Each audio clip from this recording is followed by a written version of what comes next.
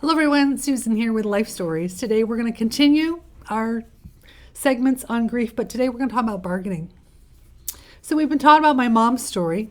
She had had her chemo treatments. They had come to an end. We had an opportunity to celebrate with everybody at the cancer center because her treatments had come to an end. She had a couple of months where she had fairly normal life.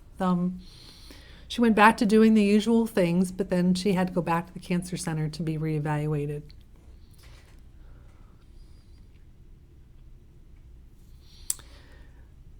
I knew the morning that we were going down there that it wasn't going to be good.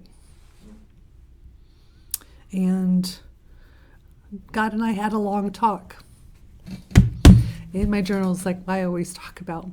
But our long talk was about a choice, bargaining. I got my mom.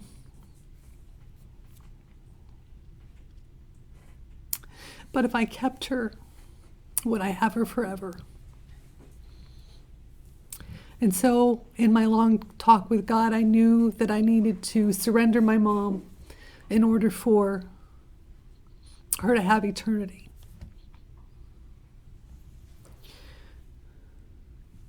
And I knew that he had a plan in all of this, so I just had to trust him with her life. Like I had any control, but I had to trust him. So we went to the cancer center that morning. And before we get into that, I want to go back to James. We've been talking about the 5 stages of grief. We've been talking about endurance.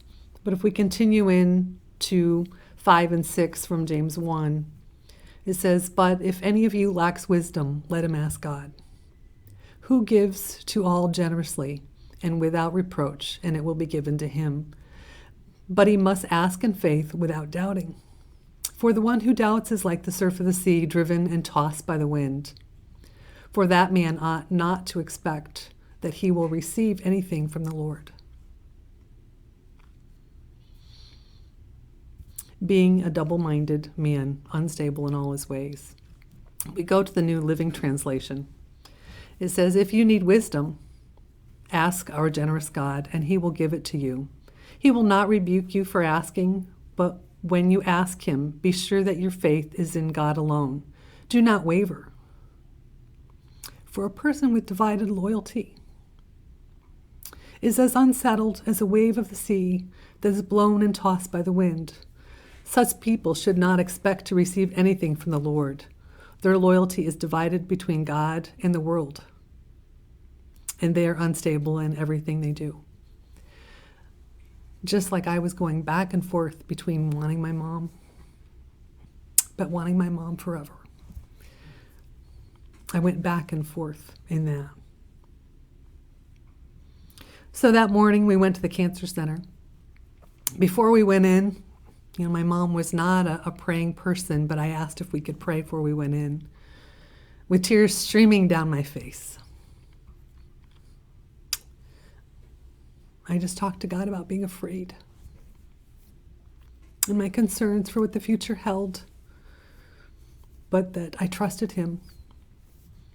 The neat part about that day for me is the memory that my mom asked if she could pray. And she said, "And God, we know everything's going to be okay." We went into the cancer center and we got the news that I anticipated.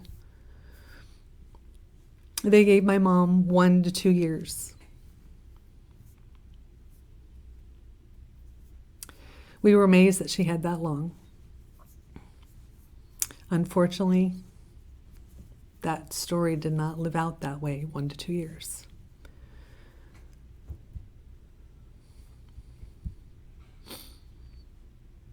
That's when the anger set in. So those 5 stages of grief, that's when the anger set in. So this is Susan with Life Stories, where God takes our life stories and turns them into love stories.